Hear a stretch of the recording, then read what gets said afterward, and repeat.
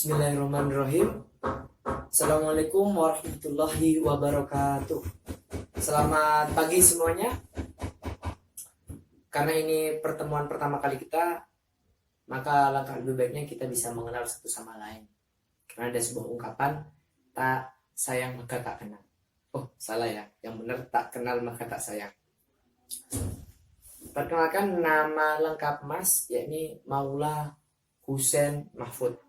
Kalian bisa manggil Mas Maula, bisa manggil Mas Husen, atau bisa jangan panggil Mas Mahfud ya, karena Mahfud nama ayam Mas.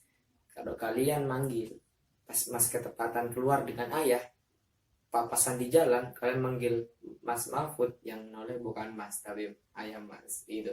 Jadi jangan panggil Mahfud ya. Oke.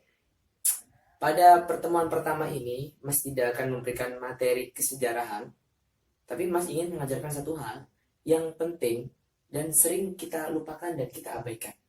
Apa itu? Dari SD, SMP, dan SMA atau SMK, kita selalu diberi mata pelajaran sejarah, ya kan? Dan itu tidak pernah absen. Terus pertanyaannya, apa sebenarnya tujuan dari belajar sejarah? Ada yang tahu di sini? Tujuan dari belajar sejarah? Ada yang tahu? Kalau ada yang tahu, Mas akan kasih giveaway. Jadi giveaway bukan hanya di Instagram saja, di kelas Mas juga ada. Jadi giveaway ini tidak usah follow, tidak usah like, tidak usah komen. Cukup kalian jawab pertanyaan yang Mas ajukan, kalian akan dapat hadiah.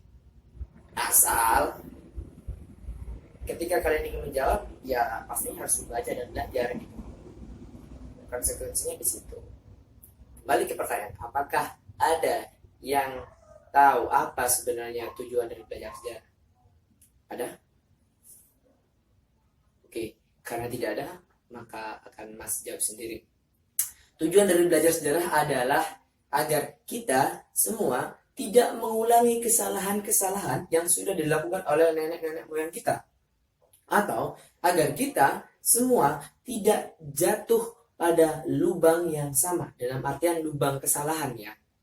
Jadi sejarah dijadikan tolak ukur untuk pengambilan keputusan. Jadi sejarah dijadikan tolak ukur untuk pengambilan keputusan. Terus kalau ada yang tanya, pengambilan keputusan seperti apa Mas? Banyak. Pengambilan keputusan besar dalam hidup kalian bisa belajar dari sejarah. Contohnya begini.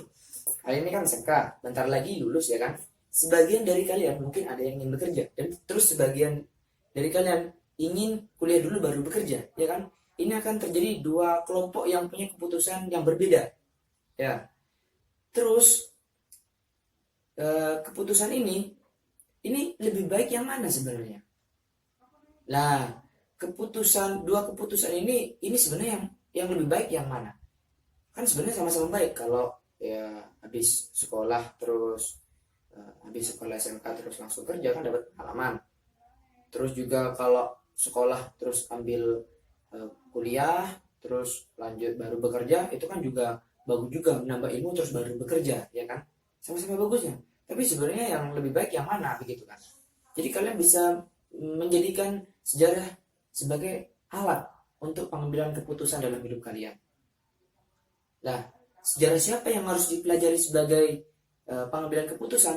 Ya, ini sejarahnya para alumni. Kalian bisa survei nanti. Ini alumni itu lebih banyak sukses itu ketika mengambil pilihan yang pertama atau pilihan yang kedua. Ya, pilihan pertama atau pilihan yang kedua. Wah, mana yang lebih sukses? Ternyata para alumni itu banyak sukses ketika dia mengambil pilihan yang kedua. Ini kuliah dulu baru bekerja. Maka dari itu Mas akan menyarankan kalian ambil pilihan yang kedua, karena kalian harus ikuti pola hidup orang-orang sukses dari para alumni tadi, ya kan? Karena ada sebuah ungkapan, jika kalian ingin sukses, maka kalian harus mengikuti pola hidup orang-orang sukses, seperti kesehariannya, seperti pengambilan keputusannya. Karena itu akan menjadi pembeda. Ini orang ini sukses gara-gara apa sih? Karena apa dia kuliah, Apa karena dia sering baca buku? Apa karena dia sering olahraga pagi dan bangun pagi? Tidak kan ada pembedanya. Jadi fungsi sejarah atau fungsi dari belajar sejarah tadi itu. Jadi sebagai tolak ukur untuk pengambilan sebuah keputusan dalam hidup kalian ya. Jadi kita bisa belajar dari sejarah orang-orang terdahulu, orang-orang yang sudah sukses. Mas harap kalian bisa mempunyai tujuan itu. Ini hanya gambaran saja, ya. Terus Mas harap kita nanti bisa, Mas harap nanti kita bisa membuat satu grup khusus di kelas ini, ya. Jadi sebelum kelas ini dimulai, 1 hari sebelumnya Mas akan berbagi link ke kalian. Link sebuah artikel, link artikel sejarah. Jadi kan harus baca. Berangkat dari rumah harus ada modal pikiran bacaan yang Mas kemarin sudah bagikan untuk dibaca. Jadi bacaan itu wajib untuk dibaca. Materi minggu depan kita akan belajar tentang sejarah peringatan Hari Besar Nasional. Jadi setiap peringatan Hari Besar Nasional itu mempunyai latar belakang. Ya, latar belakang seperti Hari Kartini, seperti Hari Kemerdekaan Indonesia, terus seperti Hari Sumpah Pemuda dan sebagainya. Minggu depan kita akan belajar itu, tapi sebelum kita belajar bersama nanti, Mas ingin kalian bisa membaca 1 atau 2 buah artikel yang akan Mas bagikan nanti.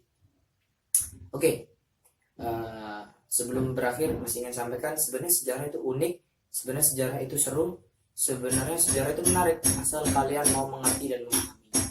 Kurang lebihnya mohon maaf. Wallahul muwaffiq ila aqwamit thoriq. Wassalamualaikum warahmatullahi wabarakatuh.